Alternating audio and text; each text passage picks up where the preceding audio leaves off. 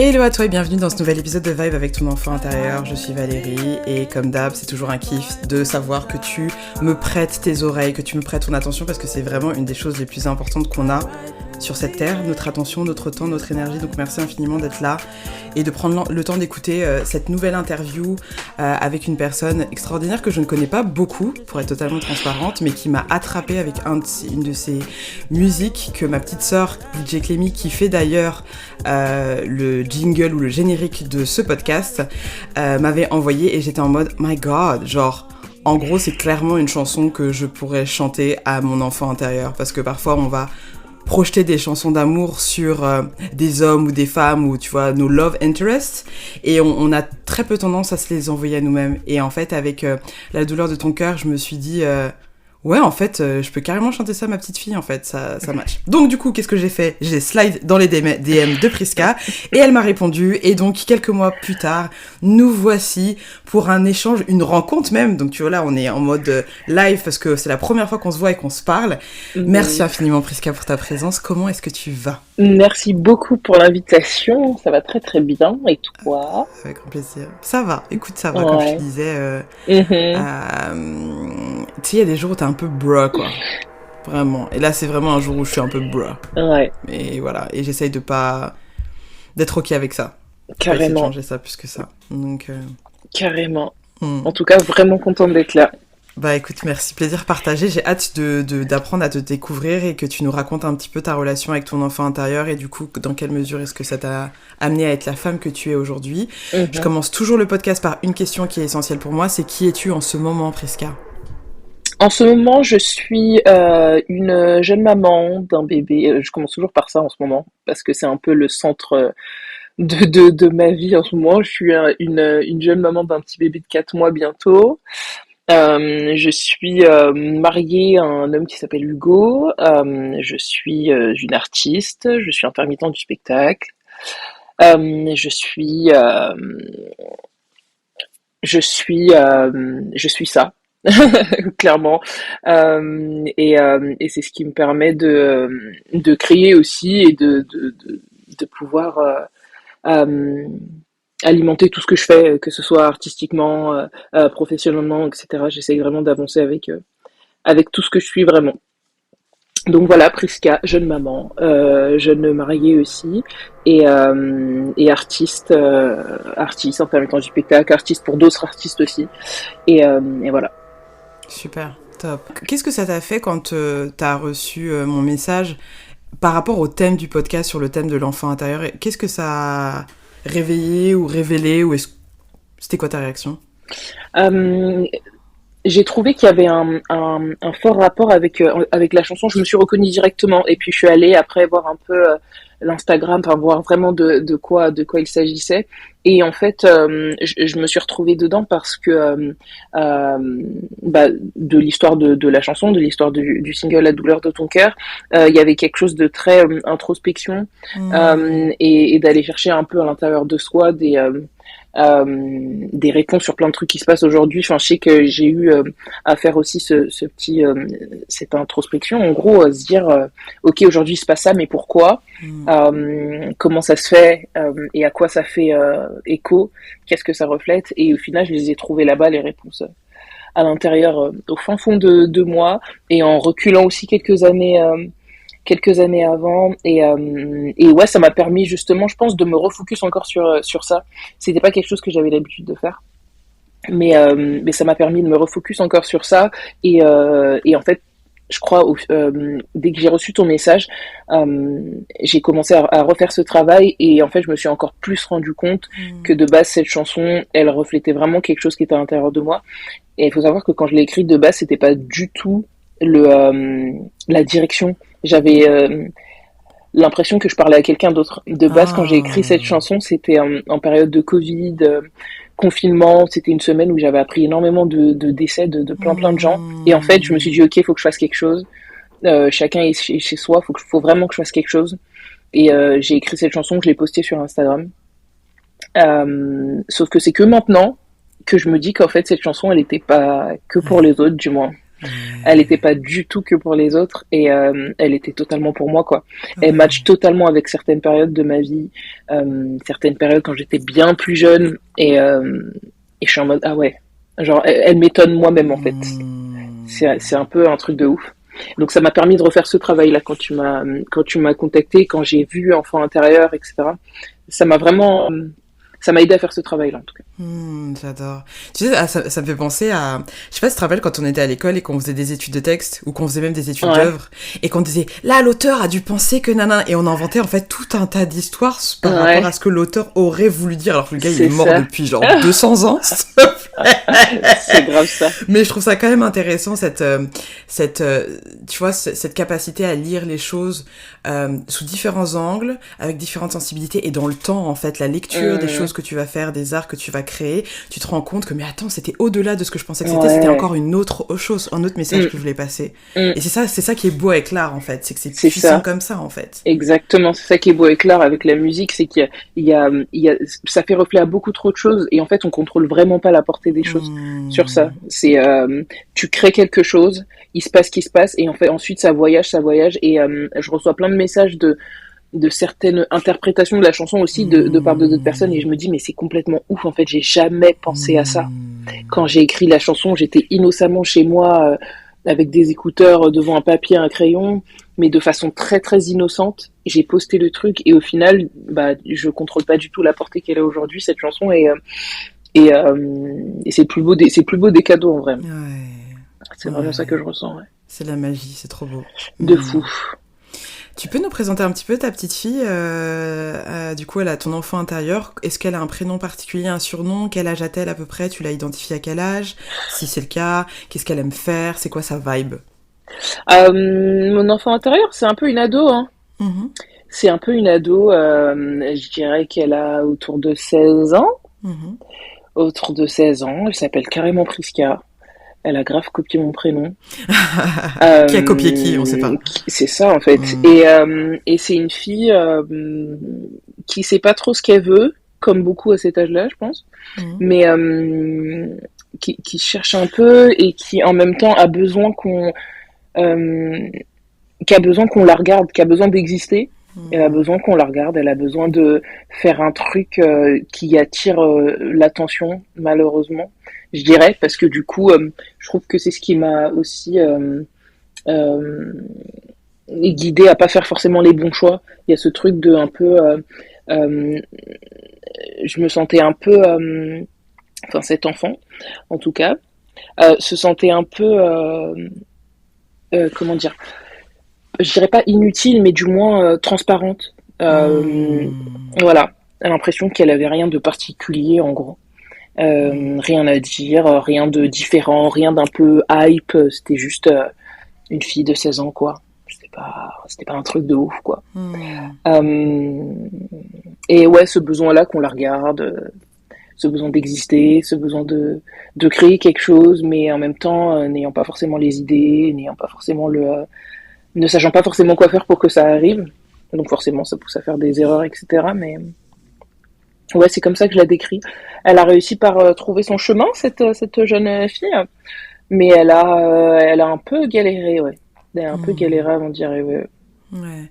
Elle a évolué dans quel environnement socio-culturel Elle a évolué, elle a grandi dans un quartier, elle a grandi dans un quartier, elle est née dans un quartier, elle a grandi dans un quartier. C'est la première fille de ses parents, la première enfant de ses parents, D'accord. euh, qui a été bah, une grande sœur, tout de suite était un peu mis à ce stade-là de Hmm. grande sœur, sans forcément devoir s'occuper forcément, en tout cas c'était pas le rôle que ses parents voulaient donner, euh, mais en tout cas voilà, c'était la plus grande. Et je pense qu'en fait, je dis elle et je à chaque fois, Mhm. mais, je me mettais un peu cette pression sur les épaules aussi de t'es la grande sœur, il faut que tu fasses quelque chose en fait. Il faut Ouais. que tu vois, t'as un peu t'es la grande sœur quoi. Il faut que ça se Ouais. sente, il faut que tu le montes, il faut que tu réussisses, il faut que t'aides les gens, il faut que machin. Et sauf qu'en fait, j'avais pas forcément cette notion, la même notion de la réussite en plus que mes parents à cette époque-là. Donc l'école, etc. Enfin, moi, mes parents sont congolais, donc je suis d'origine congolaise. J'ai grandi dans cette culture aussi, et a un rapport à l'école qui est très particulier. Tu peux nous le décrire Euh, un petit peu? ouais, c'est l'école ou rien. Il faut que tu Hmm. étudies, il faut que tu aies tes diplômes, il faut que tu sois quelqu'un. Et être quelqu'un, c'est être avocat, c'est être médecin, Hmm. tous ces trucs-là. Même si Dieu merci, mes parents ont évolué aussi dans leur mentalité. Et du coup, en grandissant, c'est des choses qui se sont éloignées. Mais en tout cas, moi, j'étais pas du tout dans ce parcours-là. Je savais clairement déjà très très jeune que l'école, c'était pas la route que je voulais avoir. Contrairement à par exemple ma petite sœur qui vient juste après moi, qui elle était full et encore jusqu'aujourd'hui est full dedans. Hmm. Donc je pense aussi que inconsciemment je me suis mis des pressions de fou en fait en me disant mais moi je suis pas du tout dans ça. Pourtant je suis censée être la plus grande donc la première Hmm. dans tout. Mais derrière j'ai ma petite sœur qui arrive derrière moi là. Donc Hmm. comment je fais là? Elle me rattrape en fait. Donc comment je fais? Ouais. Il y a un peu ce truc là de pression que je me mettais à moi. Je dirais pas que mes parents me l'ont mise parce que vraiment pas pour le coup, mais il y a ce truc en tout cas culturellement qui fait que tu dois être quelqu'un quand t'es la première quoi. Ouais, c'est ça. Et en fait, tu sais, c'est pas parce que tes parents ils te le te disaient pas ouvertement, ou même qu'il y avait pas des comportements, enfin, comment dire, forcément objectifs pour te Mm. faire croire ça, que toi tu l'as pas ressenti parce que quand on parle de Mm. culture, C'est ça, c'est c'est plus plus deep que puissant ça. que Mm. voilà. Donc même si tes parents, si tu leur en parles et que tu leur dis ouais voilà un petit peu comment je me suis ressenti, ils te diront ah ben nous on n'avait jamais voulu ça. Mm. Eux s'ils ont jamais pris le temps parce que c'était pas leur priorité de faire ça, Mm. ce qu'on est en train de faire, se regarder une nouvelle, Clairement. etc. De voir en fait le bagage aussi culturel avec lequel ils viennent et avec lequel ils éduquent leurs enfants, ils vont Mm. forcément transmettre en fait, Mm. forcément.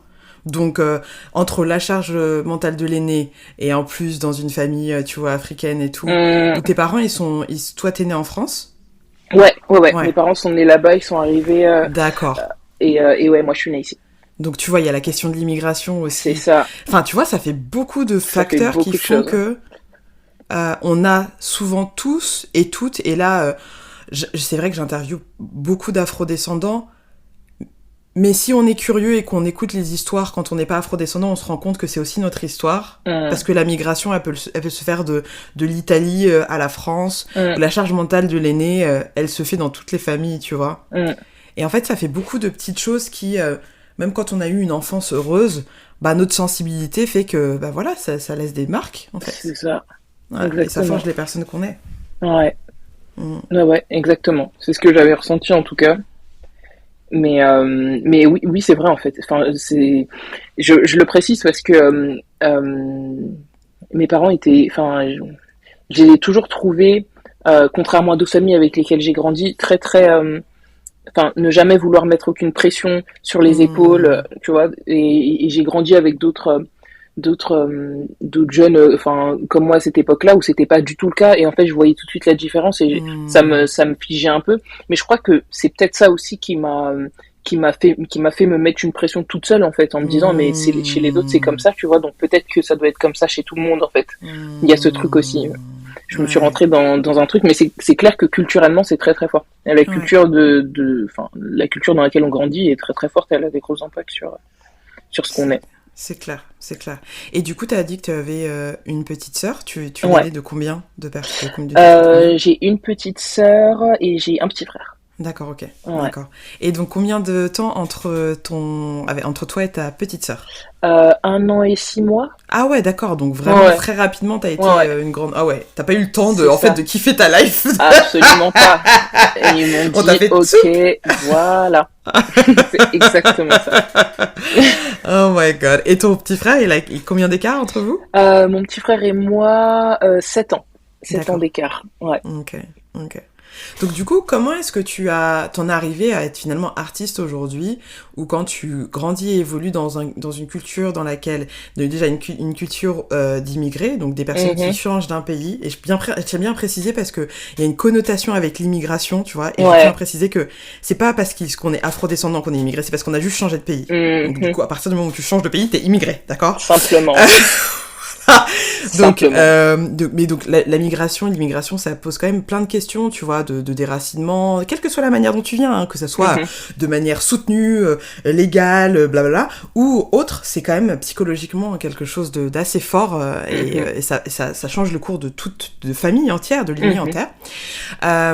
Donc ça, que ça soit la pression du coup liée à cette école qu'on a dans beaucoup de familles africaines, genre soit ingénieur, médecin ou truc aussi dont C'est tu ça. n'existes pas. Qu'est-ce qui fait que tu te retrouves artiste, intermittente du spectacle aujourd'hui à vivre de ta passion en fait? Quel a été ce chemin? Un long chemin, hein. De base, j'ai essayé. J'ai l'impression que j'ai toujours su depuis que j'étais petite que j'allais faire ça, que j'allais être chanteuse, faire de la musique. J'ai l'impression que je l'ai toujours su. Et en fait, en discutant avec mon père aujourd'hui, j'ai l'impression que lui aussi l'a toujours su. Oh wow. Mais c'est un peu touchy, tu vois. C'est un peu D'accord. touchy. Il faut. Enfin voilà. J'ai toujours chanté. Mais maintenant, moi-même, j'ai jamais pensé que ça pouvait être un métier. Donc déjà, si moi-même je croyais pas forcément au truc, c'est pas mon père qui était moins renseigné sur la chose aussi qui allait me dire que voilà, même s'il me poussait tout le temps à chanter, mais pas au stade d'en faire mon métier quoi, pas au stade d'en faire mon métier. Donc j'ai grandi, j'ai fait des études, j'ai fait un BTS commerce international, et puis est arrivé le moment où je voulais continuer, donc je commençais à chercher pour faire autre chose, une licence, un master, etc. Et au moment où je commençais à chercher, je me dis mais non en fait. Je me dis mais non, je m'étais déjà accroché très très fort pour finir et avoir ce BTS, et c'était pas juste pour des problèmes de scolarité, c'était vraiment parce que c'est bon en fait. Je m'étais dit ok, sur le bagage entre guillemets, mais fin. Ouais. J'ai commencé à chercher quand même, et en fait je suis tombée sur une offre d'un CDI et j'y suis allée, j'ai signé. C'était pas du tout le parcours, mais j'étais flippée, je crois. Ouais, bien J'étais sûr. flippée. J'habitais pas Paris. J'étais à l'école à Paris, mais j'habitais pas Paris. J'avais quelques connaissances dans le milieu de la musique, mais pas tant que ça. Donc je me disais, ok, je suis prête mais je suis pas prête à me lancer dans le vide et aller dans l'inconnu comme ça tout de suite maintenant. J'ai signé Donc un CDI. Ouais. ce CDI-là, c'était ton pont pour aller à Paris du coup? Pas du tout, il était Non, pas pas du du tout à tout. Paris, Il était pas à mais en Paris. fait, j'ai étudié à Paris. Je connaissais quelques personnes, mais sans plus. Donc en fait, je me suis dit, ok, retourne dans ta campagne et va signer ton CDI, pose-toi. D'accord, ok, got it. J'ai eu mon CDI, j'ai pris un appartement, machin, et puis je me suis lancée dans la vie professionnelle. J'ai travaillé dans une boîte de transport.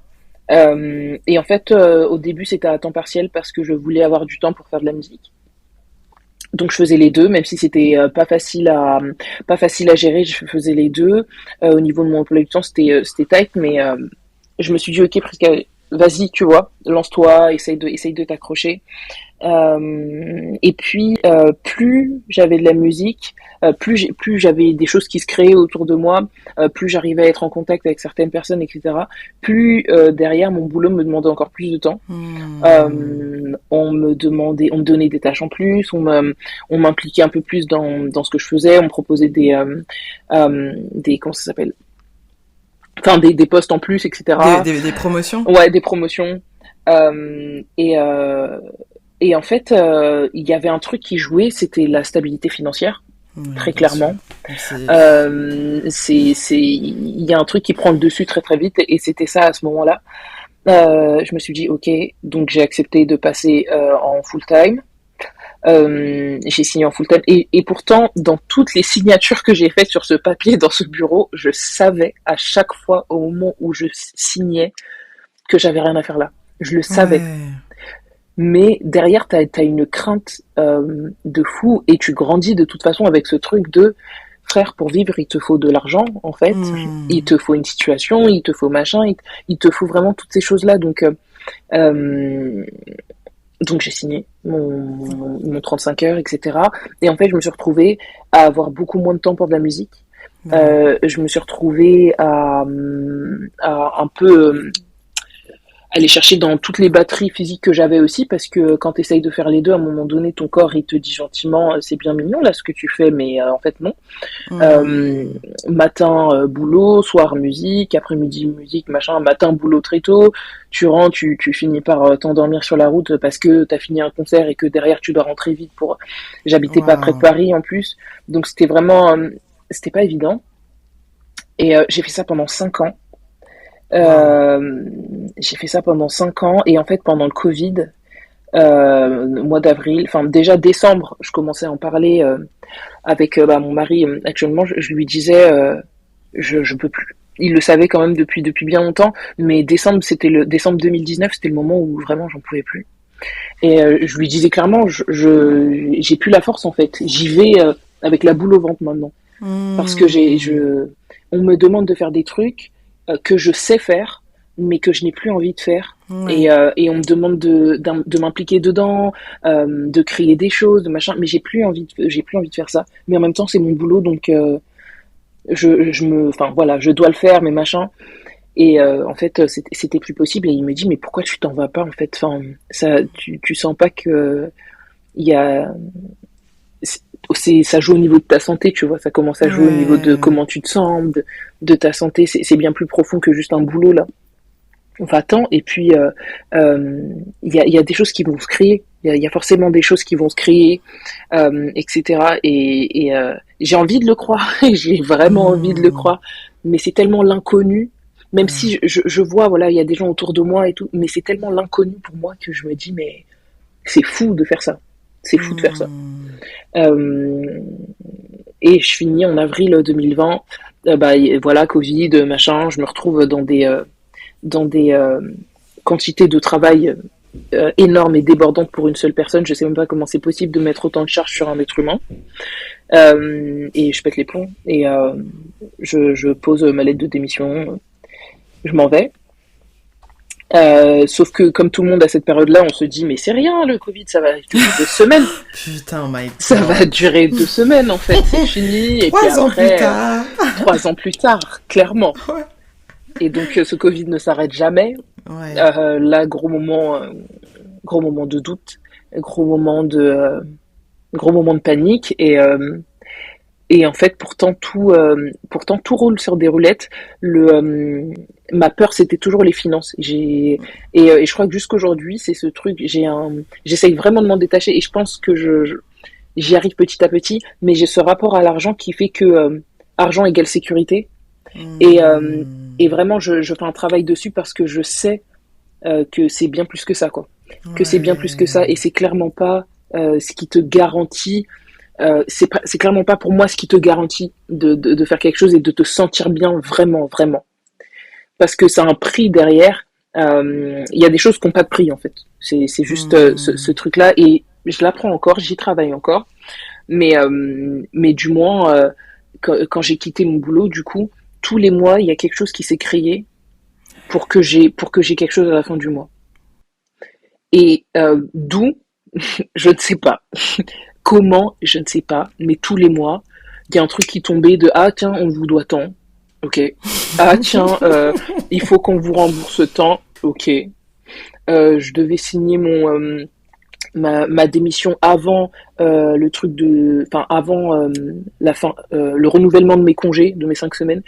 Finalement, comme c'était le Covid, j'ai signé mon licenciement en juillet, donc j'ai eu tous mes congés payés. J'étais en mode Ouais. ok. Et en fait, il y avait Ouais. plein de messages comme ça qui arrivaient petit à petit. Et ça, on me disait clairement, ok meuf, t'inquiète, C'est we got clair. you, tu vois, We genre, got you. on est We've tellement, been getting you from the mais beginning. You won't listen to us. tellement en fait, tellement. Et il y avait ce truc et j'étais tellement, à un moment, je me suis dit, purée, mais en fait, je me sens bien. Genre, Hmm. tout va bien en fait. Tout va bien, Prisca. Ouais. Genre, je l'ai toujours su. Pourquoi c'est maintenant pourquoi c'est maintenant en fait que j'ai senti ce truc là alors que je suis censée être Hmm. dans le moment le plus unsafe de tout l'univers, tu vois. Hmm. Et petit à petit tout s'est créé tout seul, Ça, tout c'est s'est tellement... créé Ouais. tout seul. Il y a eu du boulot, faut pas mentir quand même, tout s'est pas créé tout seul. j'ai bossé. Ça s'est aligné, en Voilà, fait. Ça s'est aligné. C'est une exactement. co-création, donc... Exactement. Ouais. Exactement. Mais tout était dans l'ordre et tout s'est vraiment fait dans l'ordre, en fait. Ouais. C'est-à-dire, on m'a juste dit, donne-moi du temps. C'est comme ça que je l'ai compris, tu vois. Mmh. Tu veux vivre d'un truc, ok, donne-moi du temps. Fais-toi de l'espace, crée-toi de l'espace, élimine tous ces trucs-là qui te prennent du temps, qui te prennent la tête et qui sont pas pour toi. Mets-toi à ta place et attends. Putain, ça, c'est puissant. C'est puissant de ouf. Ça résonne vachement ce que tu racontes par rapport à ta relation avec l'argent. Je vais en parler tout à l'heure avec une coach en mode bon bah en fait moi j'ai vraiment des résidus d'un état d'esprit de manque, tu vois, Ouais. donc le sentiment de manquer. Et en fait ce qui est hyper intéressant c'est qu'au bout d'un moment quand tu travailles sur les énergies, les dynamiques et tout, tu te rends compte que c'est pas juste de manquer d'argent. Mmh. Ça va être des trucs comme par exemple, je disais souvent, je suis dans un moment, je passe un moment avec une pote ou un pote ou whatever, et je fais, ah, tu sais ce qui manque là? Et là, j'arrivais à trouver le truc qui me manquait dans le moment Mmh. qu'on était en train de passer. Tu vois, ça, c'est aussi un état d'esprit de Mmh. manque. Donc, tu te focalises sur ce qu'il n'y a pas au lieu Ouais. de profiter de ce qu'il y a. Et Mmh. ça vient se mettre dans plein de comportements, dans plein de choses dans ta vie. Et si tu n'arrives pas à les décrypter, tu te rends pas compte que tu es en train de nourrir tu vois, cette espèce d'énergie, en fait, du Mmh. manque. Et que quand tu reviens à l'essentiel, à toi, à ta connexion avec toi-même, à ta connexion avec le divin en fonction de ce à quoi tu Mmh. crois, bah tu te rappelles qu'en fait, comme t'as dit, t'as tout en De fait. fou. De fou. T'as tout. Et c'est là où on dit, et c'est là où je commence à capter qu'en fait il s'agit, plus je vais avoir la foi Mmh. en l'univers, en mes ancêtres, etc. Mmh. Et plus j'aurai l'esprit, l'état d'esprit, l'énergie de l'abondance. Mmh. Quand j'en suis déconnectée, que je commence à douter, à me dire oh, mon Dieu, et que Mmh. ma petite fille elle est en mode comment on va faire sauf qui peut, Mmh. bah en fait et en plus tout se crispe et donc du coup rien n'arrive. Alors que quand t'es en mode open, tu lâches ton taf, les allocs t'envoient de la thune, le truc, Mmh. l'opportunité, tiens machin, et en fait t'es en mode ah d'accord, C'est ouf. c'est puissant. C'était quoi justement, pour revenir un petit peu à ton enfance, est-ce que Mmh. tu as réussi à identifier d'où ça sort ce mindset, d'ailleurs si ça résonne avec toi le mindset du manque, mais ce rapport avec l'argent, est-ce que tu as identifié peut-être des choses qui ont forgé ça dans ton enfance, dans l'environnement dans lequel tu as évolué? Je pense au début, quand j'étais plus jeune, on a quitté la cité dans laquelle on habitait. Mes parents ont acheté une maison Hmm. dans une campagne. C'était waouh pour nous. C'était complètement Waouh. waouh. On s'est retrouvés dans un truc immense et tout, qui n'était pas du tout le cas avant, où chacun a sa T'avais quel âge? chambre. T'avais quel âge là J'avais 10 ans, 10 11 ans, Hmm. 10 11 ans. On s'est retrouvés dans un truc waouh et tout allait trop bien. Mon père avait monté une société, tout ça. Enfin, on se retrouvait dans un truc où financièrement on n'avait Waouh. jamais eu l'occasion de vivre cette vie-là, je dirais. Waouh. Et aussi dans un environnement, dans une ville qui n'était pas du tout dans ce qu'on vivait avant. Socialement, dans les classes sociales, c'était pas la même chose, quoi. Euh, et ouais, on fréquentait une ville qu'on n'aurait jamais eu l'occasion de fréquenter avant. Hmm. Et à un moment, tout s'est écroulé. La crise. Euh, ouais, la crise. Mon père a perdu sa société et on a été obligés. Enfin voilà, ils ont été obligés de faire des choix, Hmm. etc. Et je les ai vus passer du stade. On va au magasin, on regarde pas les prix, on prend de la marque, tu vois ce que je veux dire? Ce truc on regarde pas les prix, vous voulez ça? Ok, on prend ça, pas de galère. Et ben au stade où on commence à regarder un peu plus, on va prendre un peu moins, on va prendre des trucs un peu moins chers, on va faire attention, on va commencer à calculer un peu plus. Et je crois que cette Ouais. passade-là, elle était très très claire pour moi quand j'étais plus jeune. J'ai vraiment vu la différence en fait, et je crois que ça m'a mis tout de suite dans un truc de, ok, en fait c'est ça la vie, genre, ok c'est Hmm. ça la vie en fait, c'est t'es bien, tu as pas, t'es pas bien. Il y a ce truc-là un peu. Hmm. Et je sais que c'est un truc qui va me prendre du temps, je le sais. Il va falloir que Hmm. j'y travaille encore tous les jours et encore plus maintenant que je viens d'avoir un enfant. Hmm. Euh, mais, euh, mais ouais, cette notion-là, c'était une période qui m'a vraiment marqué et du coup, ouais, je grandis, j'évolue avec ce truc-là. Ouais, Et j'évolue carrément. avec ce truc-là, ouais.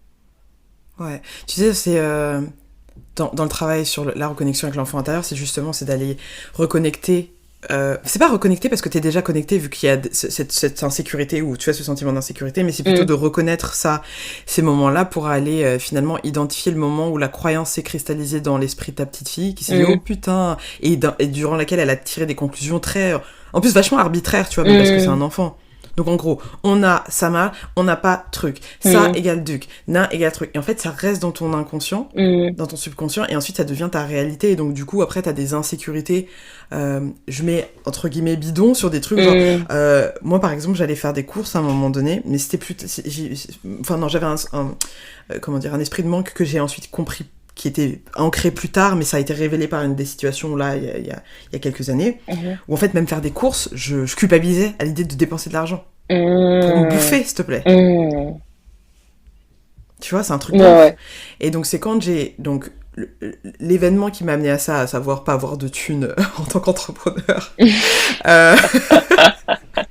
pendant quelques années. Life. Ça a été juste, je pensais que c'était ça le truc initial, mais non, ça c'était juste une manifestation déjà d'une croyance qui était ancrée depuis très longtemps. C'est-à-dire que même si tu vis dans une forme d'opulence, tu peux quand même avoir un sentiment de manque parce qu'il s'agit plus du rapport que les personnes qui ont cet argent et qui prennent soin de toi ont avec cet argent. Si t'as de la thune et que tu dis ouais les impôts ils vont venir me prendre machin nanana tout le temps, bah en fait c'est un sentiment de manque alors que ton compte il est blindé. C'est ça. Et c'est ça qui est super subtil en fait. Ouais, et ouais, c'est ouf, c'est exactement ça. Et purée, c'est ouf parce que là, ça me fait penser à plein de trucs du coup. Et ça m'aide de ouf. Mais avec mon mari, dernièrement, on faisait les comptes. Et en fait, j'ai commencé à paniquer.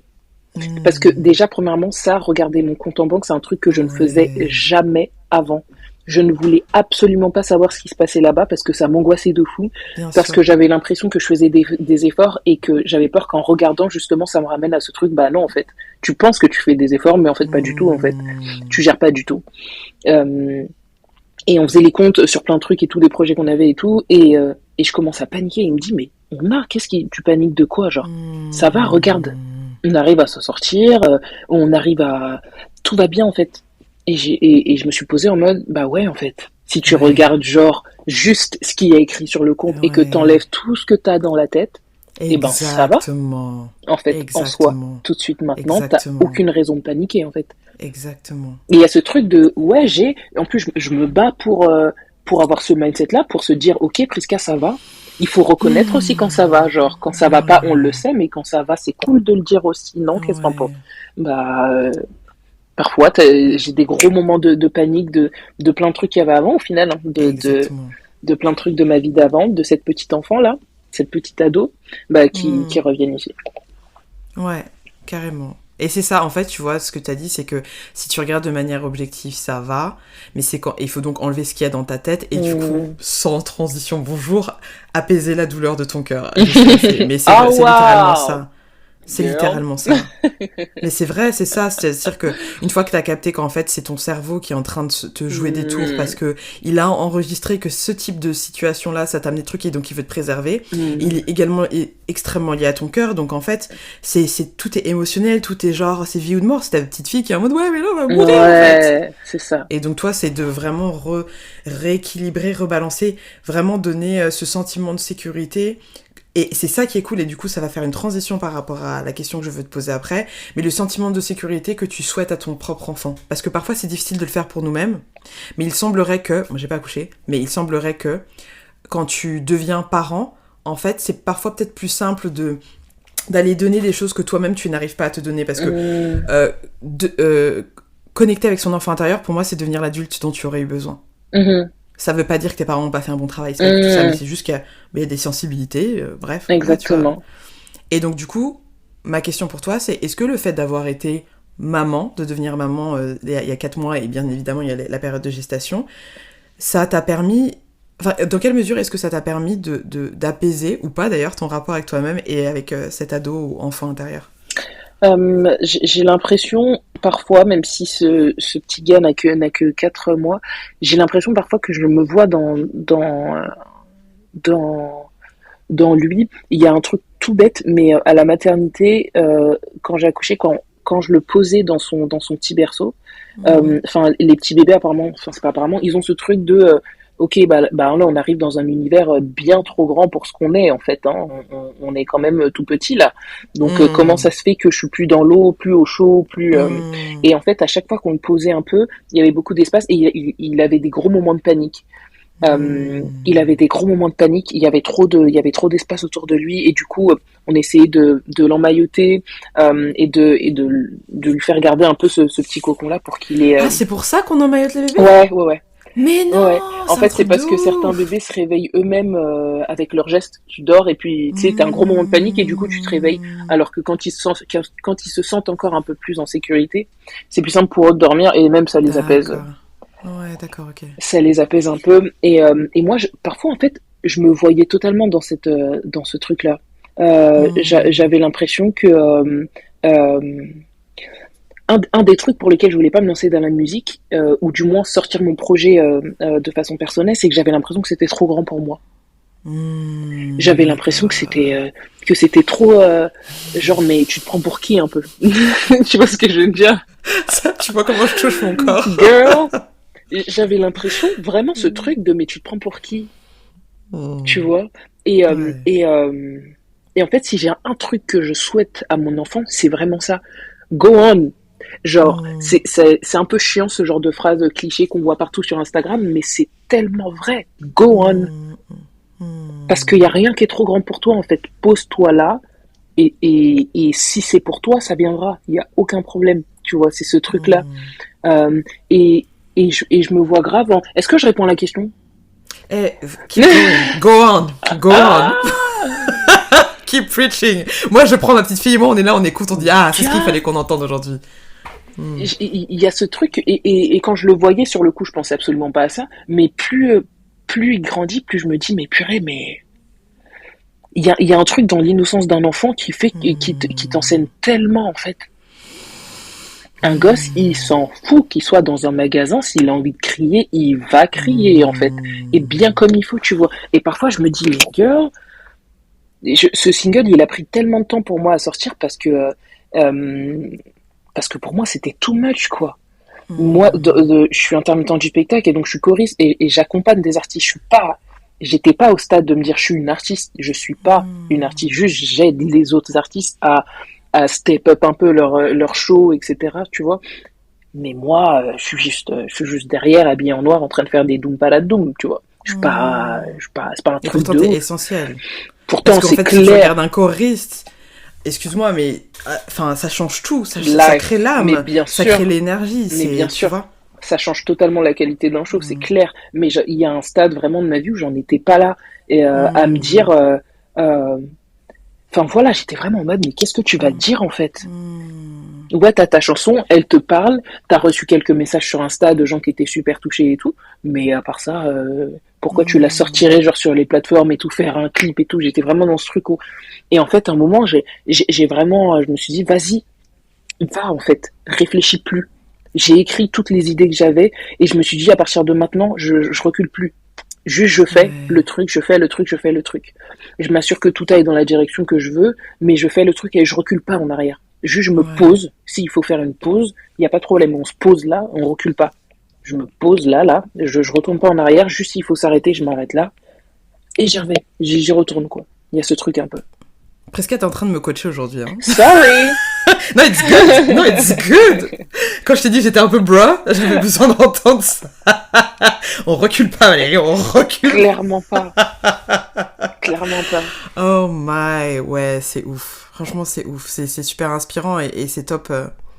C'est top en fait de voir les parcours en fait. Et moi, c'est pour ça que je travaille sur ce thème-là, sur l'enfant intérieur, parce que oui, comme tu l'as dit, quand on est enfant, quelle innocence. Mais oui. Tu vois, de 0 à 8 ans, c'est la période où on va apprendre le plus vite dans notre vie, on va Ouais. être des éponges émotionnelles, et puis on va également, du coup, être dans l'émotion, dans la créativité, dans l'être, Mmh. juste être. Ouais.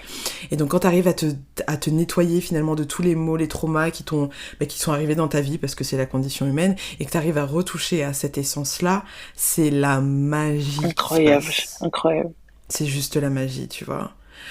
Est-ce que ta petite fille, du coup, tu disais tout à l'heure que toi, tu savais, t'avais toujours chanté, etc. Mais est-ce que tu arrives à te reconnecter avec elle, donc un peu plus jeune que 16 ans, enfant, et savoir ce qu'elle voulait faire? Parce que c'est une chose de chanter tout le temps, mais est-ce qu'elle avait Mhm. conscientisé que, franchement, elle kifferait bien être une chanteuse, tu vois? Et comme j'ai dit tout à l'heure, je crois que moi, en tout cas, j'ai cette impression d'avoir toujours su que j'allais finir comme ça, d'avoir toujours su Hmm. que j'allais finir chanteuse. Je savais juste pas comment le matérialiser. Quand j'étais petite, de toute façon, c'était le moindre enfin, c'était bien loin derrière moi. Mais en tout cas, j'ai l'impression d'avoir toujours su que je voulais être chanteuse, quoi. Je me voyais déjà Hmm. écouter les chansons, je reproduisais tous les trucs, je regardais les plus grandes que moi, je chantais dans la chorale de l'église dans laquelle j'ai grandi quand j'étais plus jeune. Donc toutes les filles qui étaient plus grandes, c'était mes idoles, quoi. Je rentrais chez Hmm. moi, je faisais exactement la même chose. Euh, j'ai l'impression d'avoir toujours su. Et puis bah mon chemin il a fait des zigzags, mais au final je me retrouve là où j'ai toujours su que j'allais être. Hmm. Après Ouais. maintes et maintes aventures, mais Ouais. on est là, quoi. Bah, c'est quand tu te rends compte en fait que les aventures que t'as eues, tu dis ouais, mais du coup j'ai dû faire des détours, mais en fait, si t'avais pas fait ce détour, t'aurais pas ton appart, si Mmh, t'avais pas fait ce détour, t'aurais pas eu ça, t'aurais pas eu ouais, ça. Cette expérience qui maintenant te permet de faire ci, en fait, c'est ça, t'étais obligé de passer par tous les niveaux pour avoir ton toolkit pour pouvoir ensuite arriver à être bien là à c'est faire ça, ça. quoi. Et pourtant j'ai l'impression que j'ai perdu grave du temps. Ah Ouais, ouais. j'ai beaucoup eu ce truc, un peu moins aujourd'hui quand même, mais j'ai beaucoup eu ce truc de purée, mais en fait, j'ai perdu grave du temps. Parce que quand je suis arrivée, Hmm. j'étais avec des gens qui étaient déjà là depuis grave longtemps. Hmm. J'étais un peu la nouvelle, entre guillemets, la plus jeune, tout ça. Et en fait, j'étais avec des gens qui étaient là depuis très très longtemps. Et je me dis, mais j'ai raté trop de trucs, en fait. Hmm. Enfin, il y a trop de trucs que j'ai loupés. Eux, ils ont déjà fait ci, eux, ils ont déjà fait ça. Moi, j'avais jamais fait de tournée. J'ai tourné avec des gens qui avaient déjà fait v'là les tournées, tout ça. Donc j'étais en mode, mais ok, ok. Et quand tu regardes, t'as un peu ce truc de complexe, quoi. Je me dis, purée, ben en fait, Hmm. je suis grave en retard. Mais comme tu dis, absolument pas. Et Ouais. on a tous un chemin en vrai. On a On a tous un tous un chemin, on chemin. finit tous par arriver à destination. Il y a juste des voitures qui sont un peu plus lentes, quoi. Mais elles prennent leur temps. Ouais. Au Ouais. calme. Ouais. Au calme. De quoi est-ce que ton enfant intérieur a besoin que tu lui donnes pas suffisamment en ce moment? Mmh. Oh waouh. J'allais dire d'argent, mais c'est horrible de dire ça. Attends, je réfléchis. C'est chaud. Non, mais si D'argent. c'est l'argent. Absolument C'est pas, pas. c'est pas horrible. Mais Qu'est-ce que parce que peut-être qu'il y a quelque chose qui est derrière, parce que l'argent c'est la première image que tu vois, mais ça veut dire autre chose pour toi derrière. je dirais d'attention. Et en fait, Hmm. c'est ce truc qu'elle a toujours voulu. Hein. On entend mon petit bébé qui Ouais, hello petit bébé. fait sa vie avec son père. Hein. Hmm. D'attention, je dirais. Ce truc mais d'attention, je dirais, mais de bonne attention. Comme je disais tout à l'heure, j'avais un peu ce sentiment quand j'étais plus jeune d'être transparente, de pas exister ou du moins de pas avoir ce truc qui fait que on sait que t'es là, quoi. Mais là, je dirais juste de bonne attention, de ok meuf, t'as l'impression que t'es invisible, mais on te voit grave de ouf en fait. Et puis même si t'es pas là à faire un truc de ouf archi visible, on sait que t'existes, Exactement. on sait que t'existes et on sait ce que t'es capable de faire.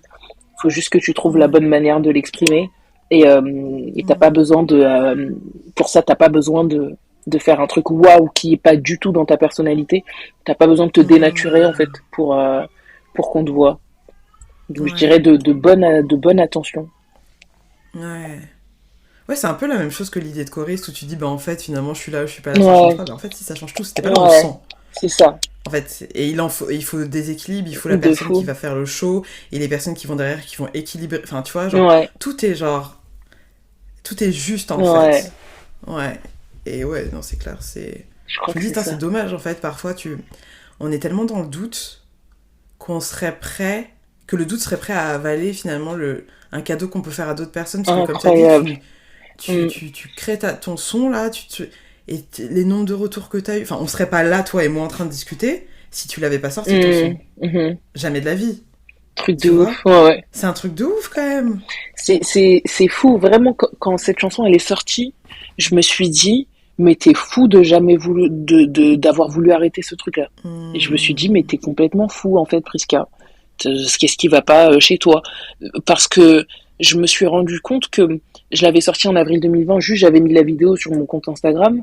Euh, et en fait, quand je l'ai retiré sur mon compte Instagram, parce que justement, bah, je préparais le projet, j'ai reçu des messages de gens qui m'ont dit mais qu'est-ce que tu fais? Où est cette vidéo? Pourquoi tu nous Remets-nous. punis? Non mais et je me suis dit mais pourquoi? Enfin, quel abus quoi. Et le truc est sorti et j'ai reçu des trucs qui m'ont tellement, je me suis retrouvée à pleurer devant des messages Instagram parce qu'en fait ouais, et comme j'ai dit, on contrôle pas la portée des trucs. Parfois on a l'impression que c'est nous euh, qui devons conditionner comment ça va se passer. Genre, tu vas sortir ta chanson, il va y avoir tant de trucs, ça va se passer comme ça. Il y a des gens qui vont kiffer, il y a des gens qui vont pas kiffer, point barre. Mais en fait, il y a des gens, la musique, ça transforme, genre. L'art, ça transforme de fou, en fait. Et, moi, je me sentais pas capable, du moins, ouais, je me sentais pas capable de provoquer ces réactions-là. Et en fait, c'est même pas moi, c'est la force de l'art, en fait. Donc en fait, faut que j'arrête de m'approprier le truc aussi parfois, tu vois. Euh, c'est juste, on est des artistes, frère. On est juste des artistes en gros, et un artiste, c'est ça. Ça transmet des trucs qu'on peut pas contrôler. Et, et voilà. C'est juste ça en fait. C'est trop grand pour nous. C'est trop grand pour nous en fait. Ça, on peut pas se dire, on peut pas dire ah non mais j'ai pas envie de le sortir. Ok, mais t'es qui toi? T'es qui pour dire En vrai de vrai. Ouais. C'est bien plus grand. I love this. C'est trop beau, vraiment. C'est super kiffant. C'est ouf. Et c'est cool parce que je trouve que t'es aussi... En fait, je suis pas surprise. Bah déjà, ça fait comme si je te connaissais, vraiment. De ouf. Et en plus, je suis pas du tout surprise de qui tu présentes là par rapport à ce que tu postes sur Instagram. Ah, Je trouve c'est que cool. t'es très, pour le coup, juste et aligné, authentique, tu vois. C'est cool. J'essaye. Ouais, non, non, franchement, moi je trouve que ça se sent, quoi. Bah, je fais tout pour, parce que le Instagram game. Ouais, bah ouais. Ouais, ouais, ouais. Non, c'est clair que ça doit pas... Ça doit... Tiens, j'ai une question à te poser. Je voulais dire qu'on arrivait à la fin, mais fuck that. Euh, C'est mon podcast. Je fais ce Tu fais ce que tu veux, clairement, en fait. Comment est-ce que c'est d'être sur scène? Comment est-ce que tu gères l'énergie de la scène, à savoir l'énergie que tu projettes et l'énergie que tu reçois? Alors, là, je vais parler en tant que choriste, du coup, hein, parce que Hmm. c'est le Comme poste tu que veux, ouais. j'occupe. Ouais. C'est assez ouf. C'est assez ouf parce que, en fait, pour moi, le concept d'avoir autant de gens devant soi, il est complètement Hmm. crazy, genre. Ouais. C'est d'avoir autant de monde dans une salle devant toi. Pour moi, c'est juste incroyable. Ouais. En fait, tu te prends quelque chose euh, qui est, j'ai pas de façon de l'expliquer. Genre, c'est tellement deep que Ouais. t'arrives sur scène et il y a un truc en mode vous, tu vois. Ouais, l'énergie, quoi. Les vibrations, ouais. C'est exactement ça. C'est incroyable. Et le fait de me retrouver là devant, autant ça peut être incroyable dans la manière dont je viens de le décrire, autant parfois, je sais que les gens sont pas là pour moi en fait. Donc tu vois, Hmm. il y a ce truc de je suis là, mais parfois je passe totalement à côté de ce qui est vraiment en train de se passer. Par Hmm. exemple, je sais que j'avais fait j'ai fait Bercy pour une émission télé hommage à Johnny Hallyday, un truc comme ça. Hmm. On est monté sur scène. Quand on est descendu sur scène, bref, le lendemain, j'avais l'impression que d'être passé totalement à côté de ce qui s'était Hmm. passé la veille. Et pourtant, 20 000 personnes dans la salle.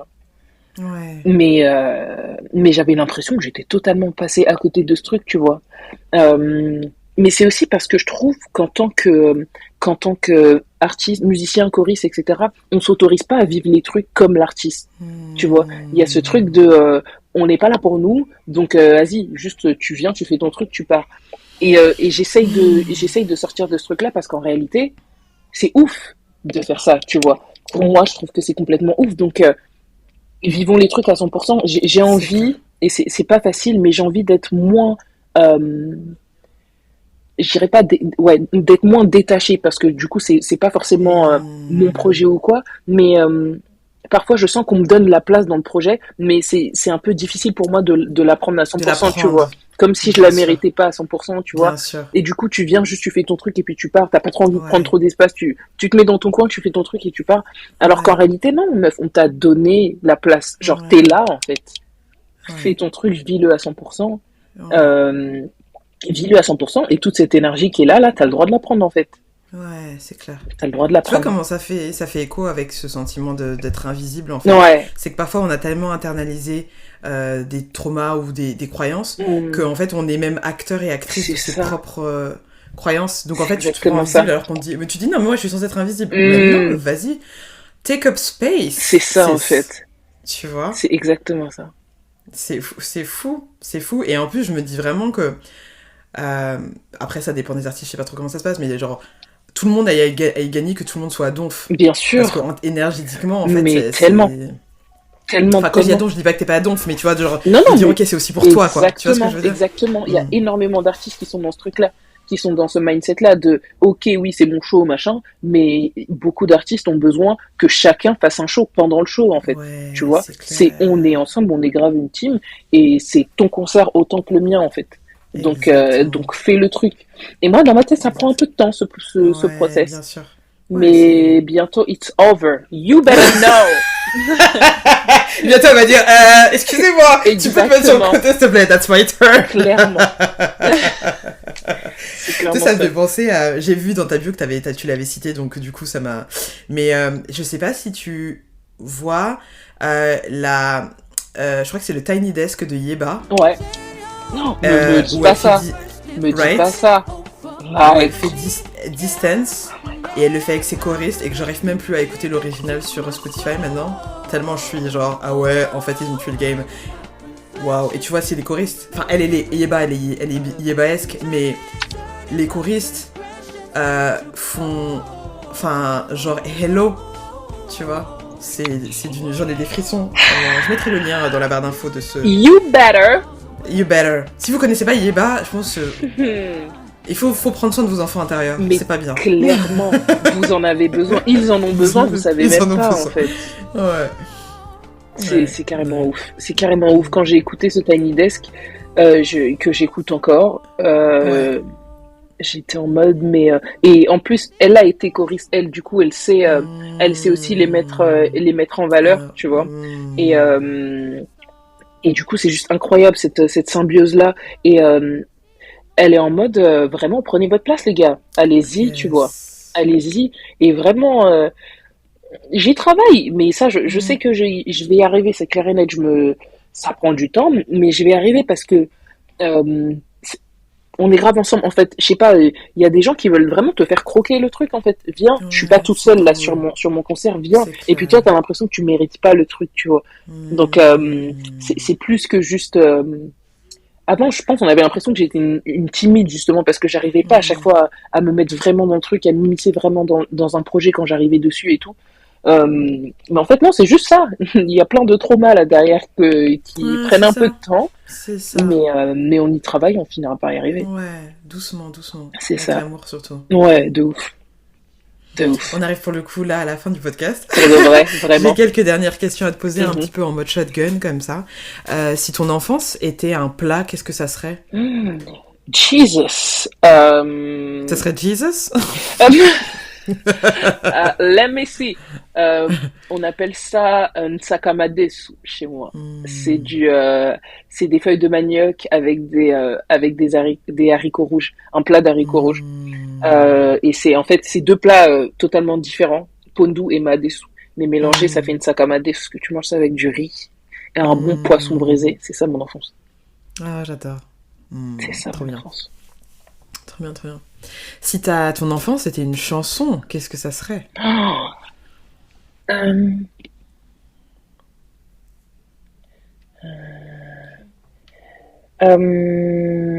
crois que ce serait Give Me a Minute de Lydie McAlpin.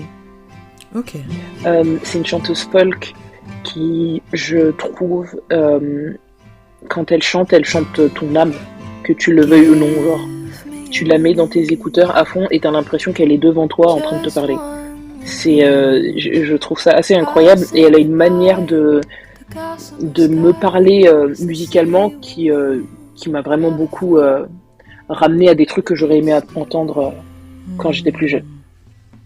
Donc je dirais Lizzie McAlpin. Ok. Est-ce que Prisca, je peux te demander, tu acceptes ou pas, de nous chanter peut-être un extrait de La douleur de ton cœur pour les personnes qui connaissent pas? Carrément. Ouais, trop cool. Carrément. Oh my god, let me just enjoy. Mince, j'ai mon PC me lâche, mais ce sera a cappella du coup. Ouais, bien sûr. Ça te va? Ok. Je tente de m'évader, je me perds dans mes pensées.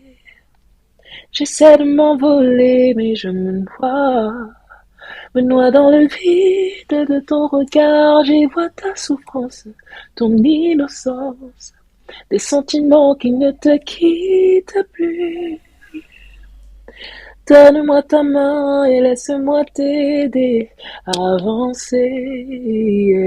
Et si ton fardeau pèse, je le laisse à celui qui sait. Le poids de tes épaules, je veux porter tes douleurs et tes mots, je veux apaiser, je veux t'écouter. Oh, oh, je veux t'écouter. Oh, oh, je veux t'apaiser. Accorde-moi ta confiance, mes prières et mes larmes s'élèvent pour toi. Elles s'élèvent pour toi. Oh, yeah. Ah, waouh, merci. Je me dis merci à moi-même, là, je crois. J'avais envie d'entendre ça. Quand ça a ouvert mon cœur comme ça. Pouah, putain. Oh my god, this is so good. Merci infiniment, Prisca, genre. Avec grand plaisir. Ah, that's so good. Vraiment, ça valait le coup d'attendre que ça prenne le temps de faire ce podcast. Je suis vraiment hyper... ouais. Merci à toi. Ouais, c'est trop beau. Est-ce que... merci. Qu'est-ce que tu pourrais conseiller à quelqu'un qui, justement, s'est reconnu dans ton parcours et qui a du mal à reconnecter avec son enfant intérieur? D'accepter que ça prend du temps. D'accepter que qu'il y a des choses qui vont pas se régler maintenant. Qu'il y a des choses sur lesquelles tu travailles et tu as l'impression de ne pas avancer, mais en vrai de vrai, il se passe beaucoup de choses. La première manière de régler un problème, c'est de le reconnaître, de savoir qu'il est là, de savoir qu'il existe. À partir de là, tu as déjà fait une bonne partie du boulot. Donc, je dirais de prendre son temps, de reconnaître que ça prend du temps, de pas être frustré de ce timing-là et de se faire confiance, Chaque chose arrive quand elle doit arriver. Voilà. Top. Merci infiniment, Prisca. Merci toi, pour ta présence, merci pour ta douceur, merci pour ta beauté, pour ta sensibilité, pour ta voix, pour tes paroles. Genre, merci. Merci mille fois. Merci Dieu de l'avoir mise sur le chemin, parce qu'on allait faire comment? Merci mille fois. De toute façon, je mettrai du coup toutes les informations te concernant dans la barre d'infos au moment où sortira le podcast. N'hésitez pas à aller suivre Prisca sur son compte Instagram, à aller me donner de la vue et de l'attention, surtout sur les sons qui sont sortis, que ça soit sur YouTube, sur ta chaîne ou également sur la chaîne. Alors, ce que je regardais tout à l'heure, c'était Souffle Nouveau, c'est ça? Ouais. La chanson Future aussi, j'étais en mode mais what is it for me? Donc voilà, et puis aller t'applaudir sur scène aussi en soutenant les artistes que tu sublimes de ta voix. Merci, merci beaucoup. Et quant à nous, on se retrouve, comme tu sais, la semaine prochaine pour un nouvel épisode. Si t'as kiffé le podcast, c'est hyper important, tout comme d'écouter la musique d'un artiste, d'aller regarder ce qu'il fait. Ton attention, c'est de l'énergie, en fait, y a pas que l'argent. Donc, va donner un like, va donner un soutien, va partager à quelqu'un qui pourrait résonner avec le contenu parce que c'est important, en fait, tout simplement. Et puis, en attendant, tu prends soin de toi et de ton enfant intérieur. À la semaine prochaine! Merci d'avoir écouté le podcast Vibe avec ton enfant intérieur. N'hésite pas à commenter, liker et noter.